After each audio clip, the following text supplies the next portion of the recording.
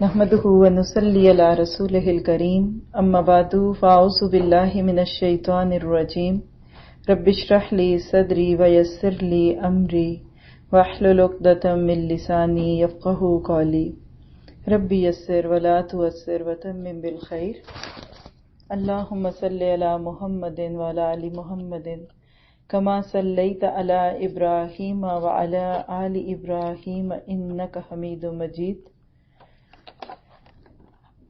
ربنا ظلمنا انفسنا وان لم تغفر لنا وترحمنا لنكونن من الخاسرين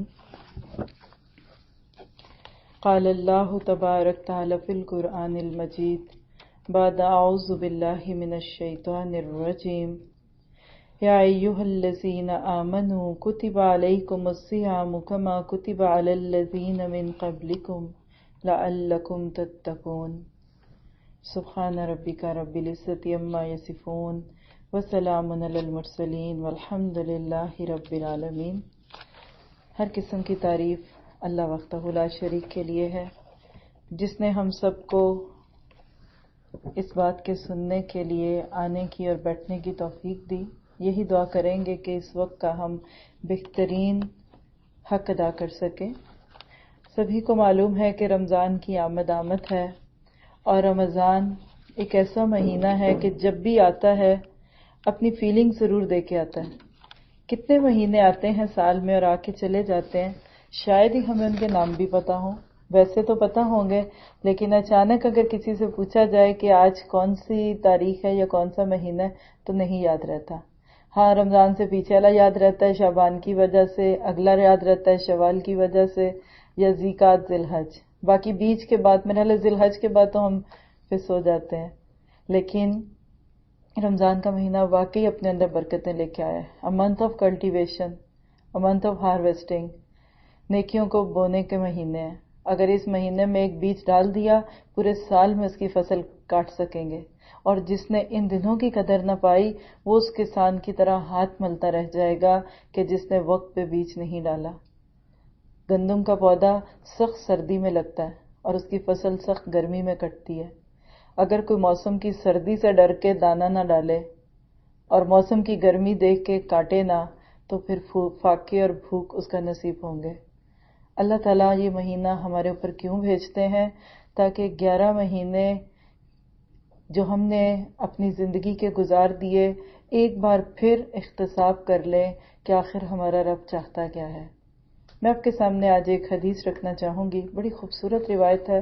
ویسے تو احادیث کوٹ کی جاتی ہیں لیکن کسی حدیث کو بھی لفظ ب لفظ پڑھنا اور اس میں سے اپنے لیے عمل کی باتیں نکالنا یہ ایک بہترین عمل ہے اور خوبصورت، اور اس کی لذت بھی ملتی ہے۔ اور میں آپ سب کو دعا بھی دوں گی کہ آپ کی زندگی میں ایسے موقع آتے ہی رہیں کہ جب آپ مختلف طریقے سے اللہ کے کلام اور اس کے رسول کی باتوں کو گہرائی سے جا کے پڑھیں۔ چلتے پھرتے ایک علم لے لیا جاتا ہے، اٹھتے بیٹھتے انفارمیشن مل جاتی ہیں، کوئی سی ڈی سنی، کوئی کہیں بات کان میں پڑی، لیکن طالب علم بن کے بیٹھنا اور اس کو لکھنا حقیقت میں اس کی لذت ہی اور ہے۔ یہ وہی کیفیت ہے جس پہ ہوتی ہے وہی جانتا ہے۔ تو اللہ کے نبی صلی اللہ علیہ وسلم کی ایک روایت ہے حضرت سلمان رضی اللہ عنہ سے، وَأَن سلمان رضی اللہ عنہ قال، حضرت سلمان رضی اللہ عنہ بیان کرتے ہیں، آپ کے صحابی تھے، خطبنا رسول اللہ صلی اللہ علیہ وسلم فی آخر یوم من شعبان، اللہ کے نبی صلی اللہ علیہ وسلم نے شعبان کے آخری دن ہمیں خطاب کیا اور فرمایا۔ پہلی بات تو اس میں دیکھتے ہیں کہ ایک اچھا داعی دین یا لوگوں کی ہمدردی رکھنے والا آنے والے وقت سے پہلے ان کو تیار کر دیتا ہے۔ آپ نے رمضان کا انتظار نہیں کیا بلکہ اس سے ہی چند دن پہلے ایک پروگرام رکھا، خطبہ رکھا، درس رکھا۔ جب لوگ آ گئے تو اللہ کے نبی صلی اللہ علیہ وسلم نے کیا فرمایا؟ یا ایھا الناس، اے لوگو۔ یہاں بھی غور کیجئے گا، یا ایھا الذین آمنوا نہیں، صرف ایمان والے نہیں، یا ایھا الناس، حالانکہ آپ کے سامنے جو لوگ بیٹھے تھے وہ سب مسلمان تھے۔ شاید کوئی دوسرا آتا ہی ہو لیکن ایک اپنائیت کا انداز ہے نا، غیروں کو اپنا بنانے والا انداز ہے، کیوں دور ہو، आओ तो सही, एक दफा चखो तो सही, करीब से देखो तो सही, क्या पता तुम्हारा दिल खुल जाए। तो इंसानियत को खिताब है, या अय्युहन्नास कद अज़ल्लकुम शहरुन अजीम। आपने फरमाया कि ए लोगो, तुम पर एक अजीम शान और बाबरकत महीना साया फगन हो गया है।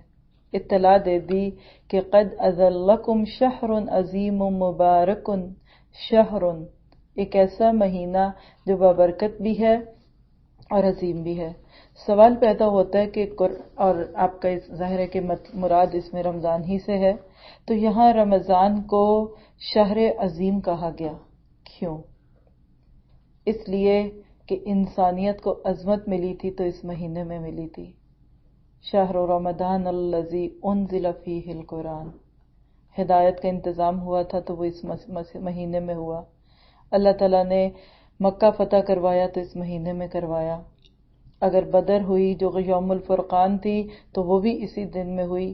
तारीख को टटोलते जाइए, रमज़ान के महीने में बहुत सारे वाक़यात हुए।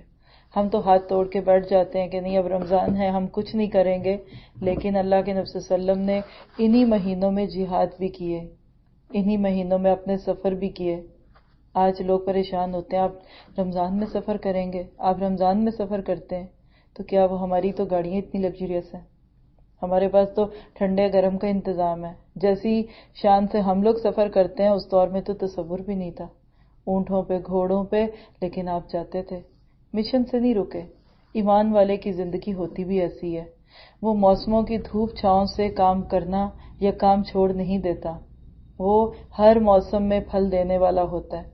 शजरतिन तय्यिबतिन मुबारकत, कैसा कि जो हर मौसम में फल देता है। तूती उकुलहा कुल्ला हीन बिइज़्नि रब्बिहा, सूरह इब्राहिम अलैहिस्सलाम की एक आयत में आता है कि ईमान वाला एक सदाबहार दरख्त होता है, वो मौसमों का इंतजार नहीं करता नेकी करने के लिए, वो एक इक्विवेलेंट होता है। आप उसको गर्मी में देखें वो वैसे ही दिखेगा, सर्दी में देखें तो भी वैसे ही होगा, किसी खुशी के मौके पे उस पर निगाह पड़ जाए तो वैसे ही होगा, और किसी गम के मौके पे होगा तो वैसे ही होता है। ये एवर ग्रीन कैफियत कब मिलती है? जब दिल के अंदर ईमान आता है, जब अल्लाह के वादों पे यकीन आता है। तो अल्लाह ताला के नबी लोगों को मुबारक देते हैं कि देखो तुम पे साया फगन हो गया। लफ्ज़ अज़ल्लकुम कितना खूबसूरत है, सोचते मेरे जहन में तो अम्ब्रेला आ जाती है, एक बहुत बड़ी खूबसूरत सी छतरी है और वो आपके सर पे आ गई। ऐसे नहीं लगता कि रमज़ान का महीना एक ठंडी छाँव है। भाग भाग के इंसानियत थक चुकी होती है दुनिया के पीछे, अल्लाह ताला इस महीने में बिठा देता है, चलो कुछ कर लो। बड़े बड़े लोगों को मैंने देखा इस महीने में अपनी मसरूफियत कम कर देते हैं, जॉब से छुट्टी ले लेते हैं, बेकार मशगले छोड़ देते हैं। तो वाकई ये महीना एक ऐसा महीना है जो इंसान को अपनी रहमतों के साए में लेता है। फरमाया ये कैसा है कि फीही लैलतुन खैरुम मिन अल्फी शहर, इसके अंदर एक रात ऐसी है जो 1000 रातों से बेहतर है। लैलतुल कदर की तरफ इशारा है, आखिरी अशरे की ताक रातों में से कोई एक रात, 21वीं भी हो सकती है और 29वीं तक किसी भी दिन हो सकती है। बाज़ रिवायात में आता है कि घूमती रहती है, कभी एक होती है कभी दूसरी होती है। बाज़ कहते हैं कि नहीं एक ही होती है, हर साल वही है लेकिन हमसे छुपा ली गई। लेकिन हकीकत यह है कि वो एक रात उम्मत के नेकियों के मौके छोड़ने का कफ़ारा है। रिवायात में आता है कि कुछ लोगों ने इस चीज़ का शिकवा किया था कि अल्लाह के नबी सल्लम, पहले दौर के लोग, उनकी तो उम्रें बड़ी लंबी थी, कई कई 100 साल जीते थे। जब उन्होंने इतने 100 साल जिए तो इतने साल नमाजें भी तो पढ़ी होंगी ना, इतने साल के रोज़े और इबादत तो होंगी। हम उम्मत मुस्लिमा, हमारी तो उम्रें बहुत छोटी हैं, तो हमारे साथ क्या ये नाइंसाफ़ी नहीं है? उनको लंबी उम्रें दी, उसकी वजह से नेकियां बढ़ गईं, हमें उम्र थोड़ी दी तो हमारी नेकियां कम रह गईं। तो उस पे ये आयत नाजिल हुई थी कि शहर रमज़ान, जो उसमें आप पढ़ते हैं ना सूरह क़द्र में कि इन्ना अंज़लनाहु फ़ी लैलतिल क़द्र वमा अदराका मा लैलतुल क़द्र खैरुम मिन अल्फ़ि शहर, कि तुम एक रात कर लो तुम्हें मैं 1000 रातों की नेकियों के बराबर कर दूंगा। अल्लाह के ख़जानों में कोई कमी थोड़ी है।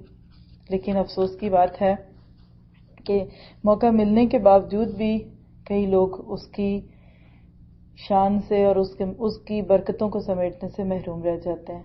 ہم سب کو کوشش کرنی ہے اور نیت بھی کرنی ہے کہ اس سال اگر موقع ملا تو آخر کی 10 راتوں کو جاگنا ہے انشاءاللہ۔ پچھلے سال جب ہمارے پاس دورہ قرآن جو رمضان کا جو کورس تھا تو اس میں لاسٹ 10 days میں ہم نے ایک کورس شروع کیا تھا مدرز آف بلیورز کا، شاید آپ میں سے کسی کو اتفاق ہوا ہو۔ اس میں ہم ہسٹری میں سے کچھ ماؤں کی کہانیاں پڑھتے تھے۔ لوگ سوچتے تھے نام سن کے کہ شاید ہم نبی صلی اللہ علیہ وسلم کی وائفز کی باتیں کریں گے، لیکن پہلے دن کے لیکچر میں نے ان کو بتایا کہ نہیں، کون ہے مدرز آف دی بلیورز؟ آپ ہیں، آپ ہیں، آپ کو بلیورز کی مائیں بننا ہے۔ اس میں ہم نے بچوں کی تربیت کے واقعات، طریقے، کیسے بچوں کے اندر مجاہدانہ سوچ رکھیں، اور الحمدللہ بہت لوگوں نے فائدہ اٹھایا کہ اس سال کے کورس میں پھر ہمیں شامل کرنا پڑا کہ انشاءاللہ اللہ نے چاہا تو 10 راتیں جو آخری ہوں گی اس کے اندر، یا میرا تو ارادہ اس دفعہ ہر سال ہر رات جاگنے کا ہے، اسی بہانے کچھ انسان کر لیتا ہے، لیکن بہرحال اس رات کی قدر کیجیے گا۔ کسی نے پوچھا تھا کہ لیلۃ القدر کون سی ہوتی ہے، تو کوئی اچھے موڈ میں بیٹھے تھے، کہنے لگے ہر وہ رات لیلۃ القدر ہے جس کی تم قدر پہچان لو۔ ہم پہچانتے نہیں ہیں تو وہ بھی گزر جاتی ہے۔ اس کو لیلۃ القدر کہنے کی 3 وجوہات آتی ہیں۔ ایک تو جو بھی بتا دیا آپ کو کہ لیلۃ القدر یعنی وہ بہت ہی قدر والی رات ہے۔ اسی طرح قدر کا لفظی ترجمہ ہوتا ہے اندازہ کرنا۔ صحیح روایات سے یہ ملتا ہے کہ اگلے پورے سال کی پلاننگ اس رات میں ہوتی ہے۔ کس نے مرنا ہے، کس نے جینا ہے، کس کا کیا معاملہ ہوگا، ہماری تقدیر کے فیصلے ہوتے ہیں۔ ہمارے ہاں عموماً معروف ہے نا 15 شعبان کو پتے لگتے ہیں اور پتے جھڑتے ہیں، تو پتوں کا تو مجھے نہیں پتا، لیکن پورے سال کی پلاننگ لیلۃ القدر میں ہوتی ہے۔ کس کو کتنا رزق ملنا ہے، کس کو جاب سے لے آف ہونا ہے، کس کو بیٹا ملنا ہے، کس کی بچی کی منگنی ہونی ہے، کیا ہونا ہے، اس رات میں ہوتا ہے۔ اس ناطے سے بھی اگر آپ دیکھیں کہ انسان جاگ کے اللہ تعالیٰ سے دعا کرے کہ اللہ اس آنے والے سال کو ہمارے لیے خوشیوں اور برکتوں والا کر دے، تو انشاءاللہ تعالیٰ اللہ تعالیٰ دعاؤں کو قبول کریں گے۔ اسی طرح قدر اس کو کیوں کہتے ہیں؟ کیونکہ قدر کا لفظی معنی ہوتا ہے تنگی۔ ومن قدر علیہ رزقہ، قرآن پاک میں تو تنگی، جیسے ہم کہتے ہیں نا ہاتھ تنگ ہے، تو پھر اس کو لیلۃ القدر کیوں کہتے ہیں؟ اس کی وجہ مفسرین بتاتے ہیں کہ اس رات آسمان سے اتنے فرشتے اترتے ہیں اللہ کی رحمتیں لے کے کہ ان کی کثرت کی وجہ سے جگہ تنگ ہونے لگتی ہے۔ بہت ساری نشانیاں اس کی اللہ کے نبی صلی اللہ علیہ وسلم نے ہمیں بتائیں کہ ٹھنڈی رات ہوتی ہے، کھول ہوتی ہے۔ اس دن چونکہ فرشتے آسمان پہ اترے ہوتے ہیں تو جب صبح کا اگلے دن کا سورج نکلتا ہے تو سورج کی شعائیں نہیں ہوتی، کیونکہ ان کے بیچ میں فرشتے آئے ہوتے ہیں۔ پھر بعض جگہ آتا ہے اس رات جانور نہیں بھونکتے، اور اس طرح کی باتیں کوشش کرنی ہے کہ اس کو پائیں۔ کیا لیلۃ القدر دکھ بھی جاتی ہے؟ جو ہمارے ہاں ایک معروف بات ہے، فلاں نے روشنی دیکھی، فلاں کو کوئی آواز آئی۔ دیکھیے اللہ تعالیٰ جو دکھانا چاہے دکھا دے، کیا بڑی بات ہے؟ نہ دکھائے تو بھی کوئی بڑی بات نہیں، کسی کو نہ دکھے تو وہ یہ سوچ لے کہ میری تو عبادت قبول نہیں ہوئی، ایسی بات نہیں ہے۔ کسی کو دکھا دے اور وہ اس فخر میں آ جائے کہ بس ہمیں پتہ چل گیا اب میں تو نیک ہو گیا، نہیں۔ مجھے خود اچھی طرح یاد ہے کہ ہماری نانی، اللہ تعالیٰ ان کی مغفرت کرے اور خطاؤں کو معاف کرے، اب مطلب بہت ہی عبادت گزار تھی، اور ایک دفعہ جب رمضان کی راتوں میں کر رہی تھی عبادت تو قرآن پڑھ رہی تھی، ان کی عادت تھی، ایک مصلی تھا ان کا، اس پہ بیٹھ کے پڑھتی تھی، تو ایک دم کہتی ہیں کہ جیسے ٹارچ کی لائٹ ہوتی ہے بالکل باریک سی، تو کوئی باہر جیسے کسی بھی جگہ سے ان کو نہیں پتا، کہہ رہی میں قرآن پڑھ رہی تھی تو قرآن کے اوپر وہ ٹارچ آ گئی، بالکل جیسے کوئی دیکھ رہا ہے۔ پھر اس کے بعد کہتی ہیں وہ وہاں سے گھومی اور ان کے گھٹنوں کا اکثر درد رہتا تھا ان کو، ظاہر اس بڑھاپے میں ہو جاتا ہے، تو گھٹنوں پہ دونوں پہ جیسے پوری گھومی، پھر دوسرے پہ گھومی، اس طرح گھوم کے پھر کہتی ایک دم غائب ہو گئی۔ اب ظاہر ہے کہ انہوں نے اپنے شعور سے دیکھا، اللہ ہی بہتر جانتا ہے اللہ نے ان کو کیا دکھایا، لیکن یہ ہے کہ اس رات کی واقعی عبادت جو ہے انسان کے دل کو سکون دیتی ہے، کہ جبرائیل علیہ السلام بھی آتے ہیں اور وہ مصافحہ کرتے ہیں ایسے لوگوں سے کہ جو اس میں اللہ تعالیٰ سے بخشش کی دعائیں مانگتے ہیں۔ ایک چھوٹی سی مسکنسیپشن اس رات کے ناطے سے لوگوں کے ذہن میں کہ اگر ہم نے اس میں پوری رات میں سے اگر 1 منٹ بھی سو گئے تو ہماری عبادت نہیں ہوئی۔ ہمارے ہاں ایسی بات ہے نا کہ بس صبح جاگ رہے ہیں، پانی ڈال رہے ہیں، کچھ کر رہے ہیں، تو نہ جاگے تو عبادت نہیں، ایسا نہیں ہے۔ نبی صلی اللہ علیہ وسلم سے جو مسنون عمل ہے وہ یہی ہے کہ آپ عشاء کی نماز کے بعد تھوڑی دیر سو جاتے تھے، پھر جب دوسرا پہر رات کا شروع ہوتا جیسے ہمارے حساب سے رات کے 2 بجے 3 بجے پھر اٹھتے اور پھر فجر تک جاگتے تھے، اور خاص طور پہ جو سحری کے قریب کا وقت ہے وہ زیادہ دعاؤں کی قبولیت کا، تو اللہ تعالیٰ توفیق دے اگر آپ سب بھی جانگے گئے تو تھوڑا وقت شروع میں سو جائیں۔ انسان کی بس قدرت نہیں ہے اتنی، خلق الانسان ضعیفا، انسان کمزور پیدا کیا گیا، ہم شروع میں جاگ لیں گے اور جو آخر کا وقت ہوتا ہے پھر وہ انسان اگنے لگتا ہے یا کچھ بول رہا ہے تو منہ سے کچھ اور نکل جاتا ہے، تو اس لیے بیچ میں تھوڑا سا اگر سو جاتے ہیں تو انشاءاللہ وتر آپ چھوڑ سکتے ہیں۔ تراویح کا بھی طریقہ یہ کر سکتے ہیں کہ 4 تراویح آپ شروع میں پڑھ لیں جماعت کے ساتھ، یعنی پہلے تو فرض پڑھیں گے، سنتیں پڑھ لیں، چاہے 4 تراویح اگر آپ کسی بھی مسجد میں پڑھ رہے ہیں قرآن پورا کر رہے ہیں تو ان کے ساتھ پڑھیں، 4 تراویح چھوڑ دیں، یا 2 پڑھ لیں تو 6 چھوڑ دیں، یا 6 پڑھ لیں تو 2 چھوڑ دیں، پھر جو چھوڑی ہوئی ہے نا اس کو پھر آخری حصے میں پڑھیے۔ ہمارے ہاں ایک روایت شبینہ کی ڈل گئی، پوری رات قرآن پڑھا جاتا ہے اور ایک بندہ تو نہیں پڑھتا تو کئی لوگ پڑھتے ہیں، تو یہ بھی مسنون نہیں ہے۔ جس طریقے سے ایسا کیا جاتا ہے اس طریقے سے اللہ کے نبی صلی اللہ علیہ وسلم کے دور میں نہیں ہوا تھا، لیکن یہ ہے کہ آپ اگر تھوڑا سو جائیں پھر انہی 2 رکعتوں کو لمبا کر لیں۔ ہمارے ہاں ایک عام بات ہو گئی کہ دین کے لیے بھی ناپتے ہیں، بالشتوں سے ناپتے ہیں، ہاں اتنے نفل پڑھے، 100 نفل پڑھوں گی، فلاں کہتا ہے میں 10 قرآن پڑھنے ہیں رمضان میں۔ خشوع نہیں، خضوع نہیں، آپ جتنی مرضی لمبی بات کرتے رہیں، بات کیا ہے تھوڑی ہو اور مختصر ہو۔ آپ کہیں جی میں لیلۃ القدر میں جاگوں یعنی طاق راتوں میں تو کیا کروں؟ کثرت سے قرآن پڑھیں، دعائیں مانگیں اور قیام کریں۔ ہم لوگ ایک دفعہ پاکستان میں اعتکاف بیٹھے تھے تو ہم لوگ جتنے بھی لوگ تھے وہ سب یہ کرتے تھے کہ 4 فرض پڑھ کے مسجد میں چکے تھے کہ تراویح بھی ہوتی تھی، 4 رکعت پڑھ کے سو جاتے، مطلب سنتے تھے، باقی جو پارا ہوتا تھا وہ بیٹھ کے سن لیتے تھے اپنے اپنے حجروں میں۔ پھر جب آخری حصہ ہوتا تھا رات کا تو اس وقت ساری ہی خواتین اٹھتی تھیں اور ان میں سے ایک حافظہ بھی تھی، تو پھر باقی جو 2 یا 4 تراویح تھی پھر وہ پورا پارا پڑھتی تھیں، بلکہ اس میں یہ بھی ہو سکتا ہے کہ آپ ایک الگ قرآن شروع کر سکتے ہیں جو آپ کو 10 راتوں میں پورا کرنا ہے، تو آپ 3 پارے پڑھ لیں، ہاتھ میں دیکھ کے پڑھ لیں، اگر حفظ نہیں کیا ہوا کوئی بات نہیں ہے، آپ اپنے ہاتھ میں قرآن پاک پکڑ کے پڑھیں۔ اور میں سوچتی ہوں کہ ایسے موقعوں پہ جو اجتماعی عبادت ہے وہ بہت فائدہ دیتی ہے، انسان دوستوں کے ساتھ مل کے جاگ لیتا ہے اور بات تھوڑی بیچ میں ہوتی ہے یا اگر اٹھتا بیٹھتا ہے انسان تو اس سے ایک ماحول بن جاتا ہے۔ تو بہرحال اللہ تعالیٰ کہتے ہیں کہ یہ وہ مہینہ ہے کہ جس کے اندر ایک رات آنے والی ہے جو خیر من الف شہر، 1000 مہینوں سے بہتر ہے۔ 1000 مہینوں کو ذرا گن کے کوئی بتائے کتنی ہوں گے؟ ایک مہینے میں 30 راتیں اور 1000 مہینوں میں کتنی راتیں ہوں گی؟ اس کا پورا حساب بنایا ہوا ہے مفسرین نے کہ یہ ایک رات کی عبادت تقریباً انسان کی بعض دفعہ پوری عمر کی زندگی کی ایک اوسط درجے کی عمر بن جاتی ہے ایک انسان کی جو صرف اس ایک رات کی عبادت کرے۔ اور آپ دیکھیے کہ اتنے مختصر سے وقت میں بھی انسان اگر 5 بھی نہیں جاگتا، نہیں کہتا نہیں وہ پتہ چل جائے جو ہے وہی جاگیں گے، 5 ہی جاگیں گے۔ پھر کبھی کبھی چاند دیکھنے پہ مسئلے آ جاتے ہیں تو وہ ایک اس دن طاق بنا رہا ہوتا ہے تو دوسرا اس دن جفرات بناتا ہے، پرابلمز اٹھتے ہیں۔ ہر سال لوگ اتنے فون کرتے ہیں جب ایسے موقع آتے ہیں بتائیں اب ہم کون سی پہ جاگیں، ایک جماعت کہتی ہے آج طاق ہے تو دوسری کے حساب سے کل ہے، اور آپ دیکھتے ہیں کہ ایک گھر کے کچھ لوگوں کا روزہ ہوتا ہے اور آدھے لوگ عید کی نماز پڑھنے جاتے ہیں، تو فتنوں کے دور میں ایسا ہو جاتا ہے۔ لیکن آپ کا اور ہمارا پھر عمل کیا ہو، آپ آخری 10 راتیں جاگ لیں جس کے مطابق آپ روزے رکھ رہے ہیں نا۔ پہلی بات تو یہ کہ آپ اس کے مطابق طاق راتیں رکھیں، جس شہر میں یا جس ملک میں آپ رہتے ہیں اس کے مطابق طاق رات ہوگی، یہ نہیں کہ آپ یہاں ہیں اور آپ پاکستان کی راتوں کو کریں، پھر تو آپ کو دن میں جاگنا پڑے گا۔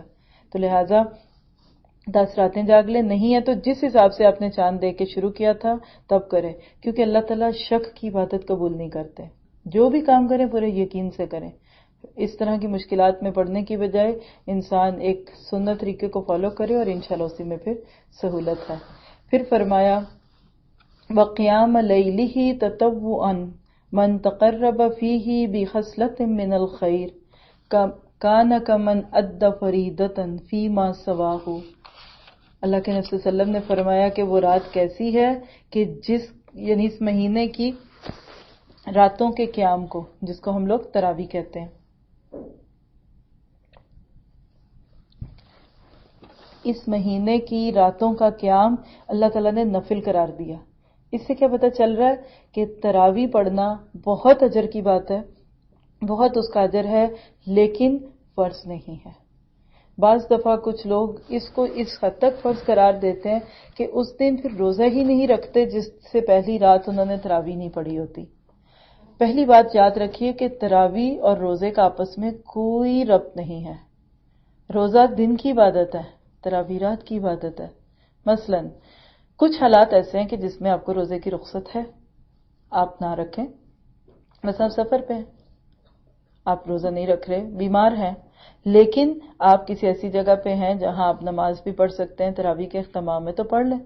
بعض لوگ اس چھوٹی چھوٹی چیزوں پہ الجھتے ہیں کہ اچھا اب روزہ تو ہم نہیں رکھ رہے تو کیا تراویح بھی نہ پڑھو؟ جیسے کچھ عورتیں دودھ پلاتی ہیں، مردیاں ہیں، بچوں کو نرسنگ کرتی ہیں، اب روزہ منع ہے تو کیا وہ تراویح بھی نہ پڑھیں؟ یہ تو ایک نیکی سے تو رکے، دوسری سے خود ہی محروم ہو گئے۔ تو ایسا نہیں کرنا، روزہ رکھ لیں، دونوں ہی کام کریں تو ویل اینڈ گڈ، دونوں میں سے ایک کر لیتے ہیں تو بھی ٹھیک ہے، یعنی ان کو اس کا دوسرے پہ فرق نہیں پڑتا۔ کبھی کسی رات تراویح نہیں پڑھ سکے تو اگلے دن کے روزے پہ اس کا کوئی فرق بھی نہیں پڑتا۔ پھر آپ نے فرمایا کہ جو شخص اس میں قرب الہی کی نیت سے کوئی نیکی کرتا ہے، اسے دیگر مہینوں میں ایک فرض ادا کرنے کے برابر سمجھا جاتا ہے، اور جو شخص اس میں ایک فرض ادا کرتا ہے گویا کہ اس نے باقی مہینوں میں 70 فرض ادا کیے۔ سبحان اللہ، نیکیوں کی سیل ہے، جتنا لوٹ سکے لوٹ لیں، کسی کو نہیں پتا کہ اگلا سال ہم نے دیکھا کہ نہیں دیکھا۔ جب بھی رمضان آتا ہے یا اس کے آنے کے دن قریب ہوتے ہیں تو میں اپنے تصور میں خاندان کے لوگوں کو، ملنے جلنے والوں میں سے کچھ لوگوں کو سوچتی ہوں۔ کچھ لوگ تھے لاسٹ رمضان میں ہمارے ساتھ، آج نہیں ہیں۔ آج ہم ہیں، کل ہو سکتا ہے کہ لوگ ہماری باتیں کریں گے، اس لیے اس کو موقع اس کا اٹھانا ہے اور فائدہ لینا ہے۔ ایک کی بجائے 70، آپ دیکھیے بائی 1 گیٹ 69 فری، پھر بھی لوگ نہ کریں، پھر بھی ہم اس کی قدر نہ کریں تو کیا کس کا قصور ہے؟ ایک نفل ایک فرض کے برابر ہو جاتا ہے۔ کتنے ہی فرض چھٹے ہوئے ہیں زندگی میں انجانے میں، نہیں پتا۔ اگر اس مہینے میں ہم نفل ادا کریں گے تو وہ انشاءاللہ ہمارے فرضوں کو پورا کر دیں گے، لیکن نیت نہیں کرنی کوئی کہ پچھلی زندگی کے، صرف یہ ہے کہ نیکیوں میں باغو، تیزی کرو، آگے سے آگے جاؤ، اللہ تعالیٰ قبول کر لے گا انشاءاللہ تعالیٰ۔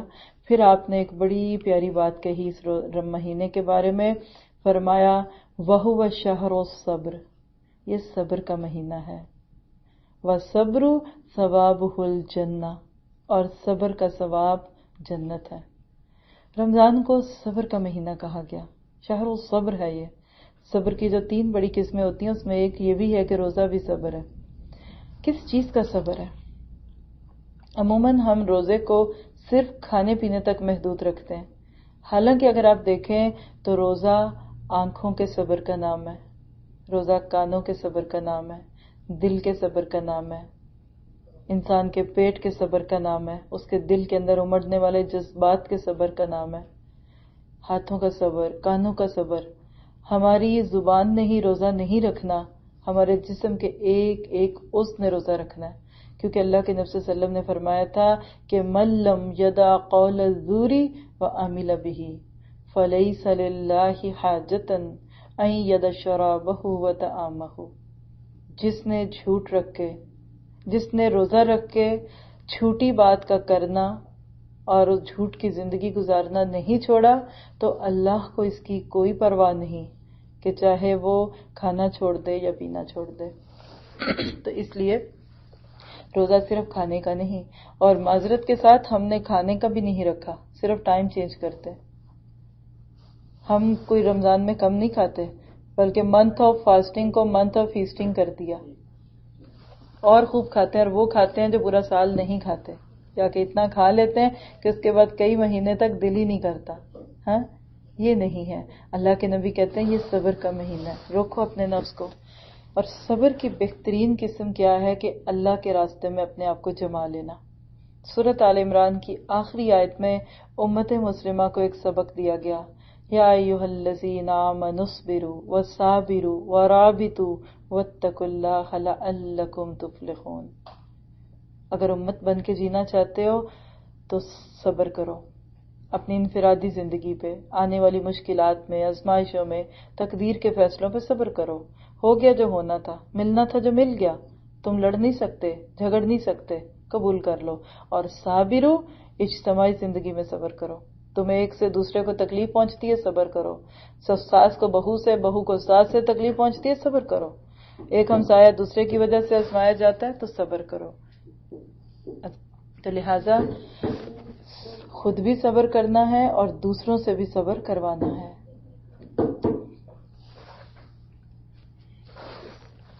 کہ وشہر المواساتی، یہ ہمدردی کا مہینہ ہے. ایک دوسرے کے ساتھ غم خوری کرو، دوسروں کے دکھ بانٹو. اللہ کے نبی صلی اللہ علیہ وسلم نے فرمایا کہ جس نے اپنے ملازم کا کام ہلکا کر دیا کہ وہ روزے سے ہے تو اللہ تعالیٰ اس کو اجر دے گا. ہمدردی کرے، اور واقعی پیدا ہوتی ہے ہمدردی. اپنا پیٹ خالی ہوتا ہے تو دوسروں کی بھوک کا اندازہ ہوتا ہے.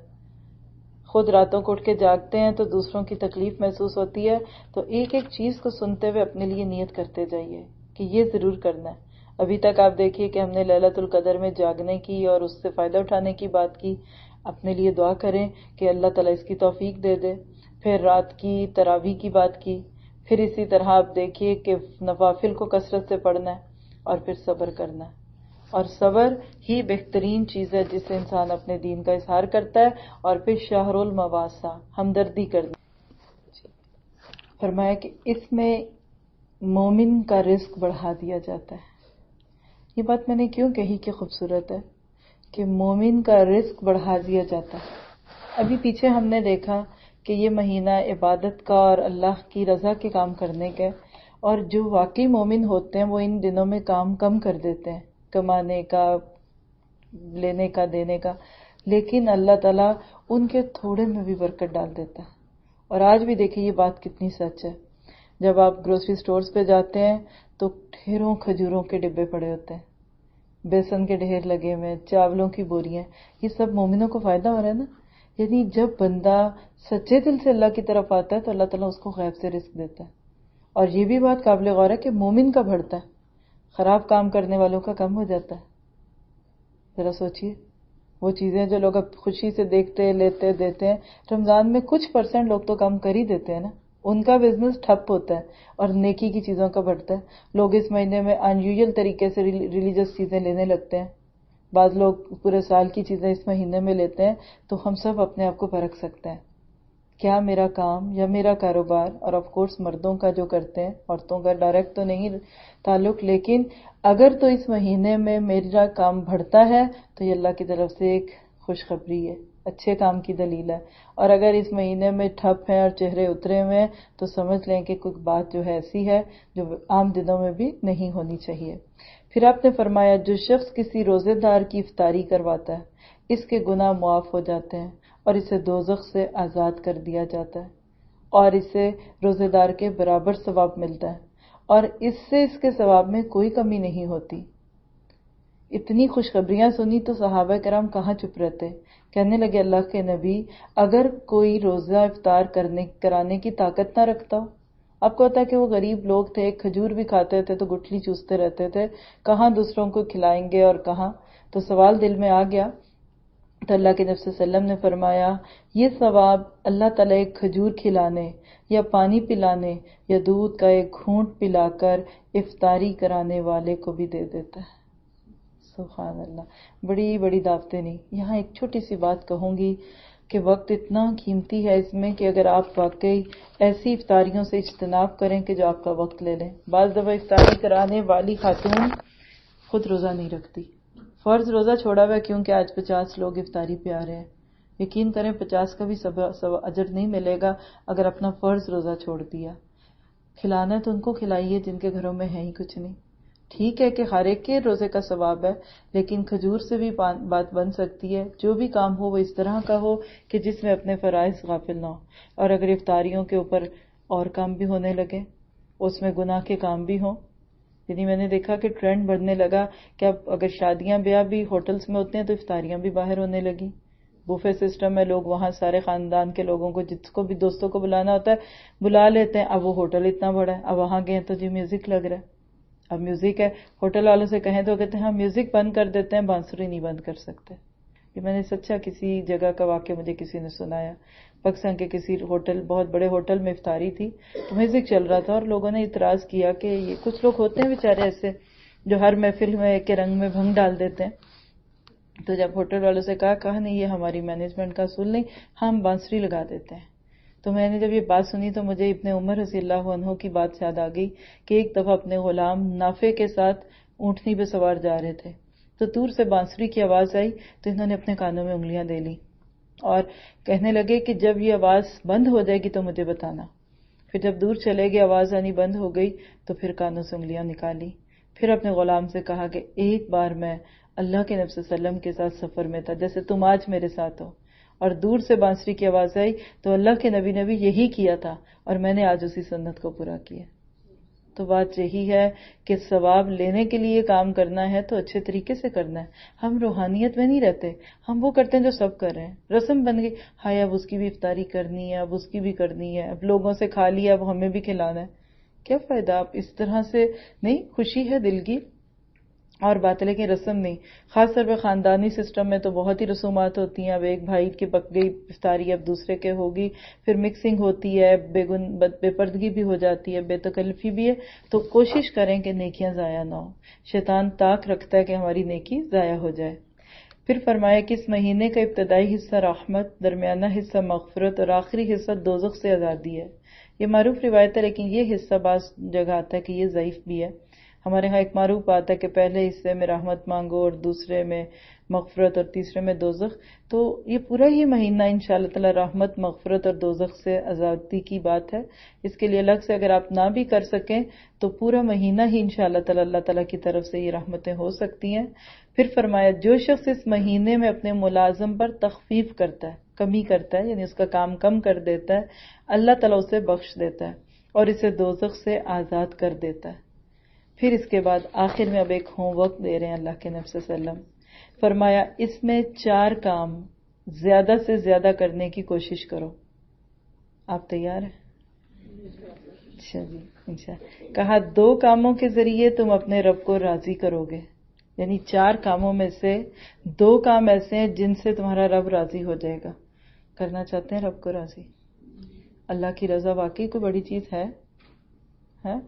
یہی تو ہے جس کے لیے ایک انسان دنیا بھر میں زندگی بھر تڑپتا ہے. نمازیں، روزے، حج، زکوٰۃ، بھاگا دوڑی ادھر سے ادھر. یہ کیا ہے کہ اللہ تو راضی ہو جائے.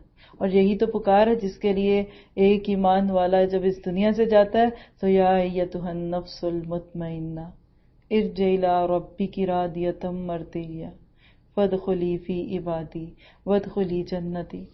ایسا بندہ جو ساری زندگی رب کی رضا پانا چاہتا ہے، موت کے وقت اس کی روح کو یہ پکار سنا دی جاتی ہے کہ چلو اس حال میں کہ اللہ تم سے راضی ہے اور تم اس سے راضی ہو، چلو میرے نیک بندوں میں داخل ہو جاؤ، جنتیوں میں ہو جاؤ. بندہ پہلے رب سے راضی ہوتا ہے پھر رب اس سے راضی ہوتا ہے. اگر آج ہم اپنی زندگی سے مطمئن نہیں ہیں نا، شکوے ہیں، قسمت کے شکوے ہیں، یہ کیوں ہوا، میرے ساتھ ایسا کیوں ہوا، تو رب راضی نہیں ہوگا. اگر ہم سب چاہتے ہیں نا کہ اللہ تعالیٰ ہم سے راضی ہو جائے تو اس کے لیے پہلا سٹیپ کیا ہے کہ ہم اللہ سے راضی ہو جائیں. پورے یقین سے کہیے کہ رضیت باللہ ربم، میں اپنے اللہ کے رب ہونے پہ راضی ہوں. جو اس نے مجھے دیا یہ تو مور دین انف ہے، میں تو یہ ڈیزرو نہیں کرتی تھی. بعض لوگ کبھی بھی اپنے حالات سے مطمئن نہیں ہوتے، روتے دھوتے ہی دیکھتے ہیں. یہ ناشکری ہے، کفر کرتے ہیں. مطمئن ہو جائیں. نہیں ملا نہیں ملا، الحمدللہ علی کل حال واعوذ باللہ من حال اہل النار، کہ اللہ ہر حال میں تیرا شکر ہے، صرف ایک حال سے پناہ مانگتے ہیں کہ ہمیں جہنم میں نہ ڈالنا. تو اللہ کے نبی کہہ رہے ہیں کہ دیکھو 2 کاموں کے ذریعے تم اللہ کو راضی کرو گے اور 2 کاموں کے بغیر تمہارے لیے کوئی چارہ ہی نہیں. یعنی 2 کام مسٹ کرنے ہی پڑیں گے، تم بچ نہیں سکتے اگر وہ کام نہیں کرو گے. جن 2 کاموں کے ذریعے تم اپنے رب کو راضی کرو گے ان میں سے ایک کیا ہے؟ لا الہ الا اللہ کی گواہی دینا. صدق کے دل سے اللہ کو ایک مانو، سارے معبودوں کو توڑو، سارے طاغوتوں کو توڑو. سب سے پہلے تو اپنے اندر کے شیطان کو مارو، نفس کو توڑو جو تمہیں اللہ کے راستے میں آنے نہیں دیتا. وہ معاشرے، وہ کلچر، وہ پریشرز اپنے اوپر سے اتار پھینکو جو تمہیں تمہارے رب کی طرف نہیں آنے دیتے. وہ بوجھ اپنے کندھوں سے اتارو جو لوگوں کے لے کے پھرتے ہو، لوگوں کی باتوں کا ڈر، لوگ کیا کہیں گے، لوگوں کے لیے بڑا بننا ہے، لوگوں کو دکھانے کے لیے ہزاروں لگا دینا، یہ سب چیزیں نکالو اور کہو لا الہ الا اللہ۔ یہ ایک چھوٹا سا کلمہ ہے، لیکن قیامت کے دن اتنا بھاری ہوگا کہ انسان کے گناہوں کے پلڑے چھپ جائیں گے، اور اس سے کلمے کا وزن جو ہے یہ اس سے زیادہ ہوگا۔ اصل تو مانگتا بھی تو یہی ہے، رب یہی تو پکارتا ہے۔ اسی لیے آپ دیکھیے کہ اس سال جو ہم دورہ قرآن کروا رہے ہیں انشاءاللہ تعالی، تو اس کا تھیم ہی اسماء و صفات ہے، اللہ کے نام اور اس کی صفات۔ کیوں کہ رب کو پہچانیں گے تبھی تو اس کی بات مانیں گے نا۔ کیا آپ کبھی کسی ایسے بندے کی بات سنتے ہیں یا اس کی کیئر کرتے ہیں جس کو آپ کچھ نہ سمجھیں؟ سننا کیا، آپ اس کی بات کو کوئی اہمیت نہیں دیں گے۔ ہمارا ملازم ہمیں کچھ کہے اور ہمارا باس ہمیں کچھ کہے، کیا دونوں باتوں کو ایک ہی اینگل سے سنتے ہیں؟ ممکن ہی نہیں ہے۔ اللہ کی قدر ہے تو ہی بات بنے گی۔ وہ تو شکوہ کرتا ہے وَمَا قَدَرُ اللَّهَ حَقَّ قَدْرِهِ، لوگوں نے ویسی قدر نہیں کی اللہ کی جیسا کہ اس کا حق تھا۔ ایسا لگتا ہے مجھے کہ جیسے اللہ تعالیٰ سامنے آ گیا، ہمارے اوپر ایک چوٹ ڈال دی، ہمارے حالات ہمارے سامنے کھول کے رکھ دیے کہ دیکھو ذرا، جس سے لیتے ہو مانتے ہو اس کی، جس کی زمین پہ رہتے ہو کیا اس کے حکموں کے مطابق بھی جیتے ہو؟ تو فرمایا لا الہ الا اللہ کی گواہی، اور دوسرا اس سے بخشش طلب کرنا، عاجزی کا اظہار ہے نا، لا الہ الا انت سبحانک انی کنت من الظالمین۔ اس جملے میں یہ دونوں باتیں آ جاتی ہیں جس کو ہم سب آیت کریمہ کہتے ہیں۔ مچھلی کے پیٹ میں یونس علیہ السلام نے پڑا، مچھلی نے پیٹ سے باہر نکال دیا۔ کبھی آپ اس کے ترجمے پہ غور کریں، مانگا کیا ہے؟ خدا نخواستہ ہم میں سے کوئی ایسی مشکل میں ہوتا ہے تو ہم تو یہ کہتے ہیں نا، اللہ تعالیٰ مچھلی کے پیٹ سے نکال، اللہ تعالیٰ مچھلی کے پیٹ سے نکال، اللہ تعالیٰ کیوں ڈالا ہے؟ ہم تو سیدھا سیدھا مانگنا چاہتے ہیں نا۔ وہ لوگ روٹ کاز پہ جاتے تھے، لا الہ الا انت، اے اللہ تیرے سوا اور کوئی نہیں ہے، اللہ کی قدرت کا اظہار، اس کی بڑائی کا احساس۔ انی کنت من الظالمین، کہ جو مچھلی کے پیٹ میں گیا ہوں نا، واقعی آئی ڈیزرو اٹ، یہ میں ہی تھا۔ اپنے گناہوں کا اعتراف، جو بندہ اپنے گناہ کا اعتراف کر لیتا ہے پھر اللہ تعالیٰ اس کو بچاتا ہے۔ جیسے آپ کسی کو کچھ کہیں اور وہ آگے سے اور ڈیفینڈ کرے نا، نہیں میں نے تو نہیں کیا، میں نے ایسے نہیں کیا، تو آپ اور زور دیتے ہیں نہیں ایسا ہوا تھا ایسا۔ اور اگر آپ کسی سے بات کریں رکھ لگے ہاں جی بھائی میں نے یہ کیا تھا، آگے کیا کہیں گے؟ بات کچھ نہیں رہے گی نا۔ یعنی آپ دیکھیے کہ واقعی جب انسان ہار مان لیتا ہے نا تو اگلا پھر نہیں میرا یہ مطلب نہیں تھا۔ دو لوگ جھگڑتے ہیں اور ایک بندہ کہہ دیتا ہے کہ آئی واز رانگ، تو دوسرا خود بخود کہنے لگتا ہے نہیں میرا خیال ہے کہ غلطی میری بھی تھی۔ اور اگر ایک ہے تم نے یہ کیا، وہ کہتا ہے تم نے یہ کیا، تم نے یہ کیا، تم نے یہ کیا، تو بات نہیں بنتی نا۔ تو انسانوں کے ساتھ معاملے ہوں تب بھی، لوگوں کے ساتھ معاملے ہوں تب بھی یہی کریں۔ الحمدللہ کبھی موقع نہیں ملتا، لیکن کبھی جیسے لاڈ میں بھی کوئی بات ہوتی ہے نا تو میں اپنے میاں سے کچھ کہوں نا، آپ نے ایسا کیا ہے، یعنی کچھ بھی کہوں جو انہوں نے کیا ہو یا نہ کیا، تو یہ کیا کہتے ہیں افسوس، مجھے تم پہ افسوس ہو رہا ہے، تمہیں ایسا برا ہسبینڈ ملا ہے، یہ ایسا ہسبینڈ ہے تیرا۔ پھر میں ایک دم دوسری سائڈ پہ ہوتی ہوں، کیوں آپ کون ہوتے ہیں میرے ہسبینڈ کو کچھ کہنے والے؟ بات ختم ہو جاتی ہے۔ اگر کھینچیں گے تو کہاں لے کے جائیں گے؟ ادھر بھی رسہ کھینچے گا ادھر بھی کھینچے گا۔ اللہ تعالیٰ میں یہی سکھاتا ہے، مان جاؤ، اپنے گناہوں کو مان لو، میرے اوپر جو مصیبت آئی ہے یہ میرے ہی وجہ سے ہے، وَمَا أَصَابَكُم مِّن مُّصِيبَةٍ إِلَّا بِمَا كَسَبَتْ أَيْدِيكُمْ۔ اگر اس کا یقین آ جائے دنیا سب سے شکوے بھول جائے۔ ہم ساری دنیا سے ناراض رہتے ہیں، نہیں ناراض رہتے تو اپنے آپ سے نہیں رہتے۔ تو گناہوں کی بخشش، اور یہ کب نکلتی ہے؟ جب بندے کو اپنی ہستی کا یقین آتا ہے۔ خود پسند لوگ، تکبر میں بڑے ہوئے لوگ کبھی اپنے گناہوں کی معافی نہیں مانگتے، اس کے لیے انسان کو واقعی اپنے آپ کو نیچے لانا پڑتا ہے۔ اور پھر فرمایا وہ جن دو کاموں کے بغیر تمہارے لیے کوئی چارہ نہیں، اس کے بغیر تم بچ ہی نہیں سکتے، ان میں سے ایک یہ ہے کہ تم اللہ تعالیٰ سے جنت کا سوال کرو، اللہم انی اسألک الجنہ، اور دوسرا یہ کہ تم دوزخ سے پناہ مانگو، اللہم اجرنی من النار۔ ہے نا ضروری کہ ہم جنت سے بے نیاز رہ سکتے ہیں، اور کیا جہنم سے بے خوف رہ سکتے ہیں؟ تو مانگنا چاہیے، صبح و شام مانگنا سکھایا، 7 بار صبح فجر کے بعد یا صبح کی دعاؤں میں، شام کے بعد یعنی عصر سے مغرب کے بیچ میں یا اس کے بعد آپ نے فرمایا جو کہتا ہے اللہم اجرنی من النار، اللہم اجرنی من النار۔ تو اللہ تعالیٰ اس کو آگ میں نہیں ڈالے گا. جہنم بھی کہتی ہے اللہ تعالیٰ یہ صبح شام مجھ سے پناہ مانگتا ہے، اس کو نہ بھیجنا میرے اندر، یعنی اس کو میں اتنی بری لگتی ہوں تو پھر اس کو نہ بھیجنا میرے اندر. اور اسی طرح بعض روایتوں میں آتا ہے اللہم انی اسألک الجنہ. جو بندہ صبح و شام یہ پکارتا ہے تو جنت کہتی ہے اللہ تعالیٰ دیکھ یہ صبح و شام مجھے پکارتا ہے تو اس کو میرے اندر لے آ، یہ تو اتنا اچھا تھا چاہنے والا ہے. تو ہماری زبانوں پہ یہ لفظ رہیں گے.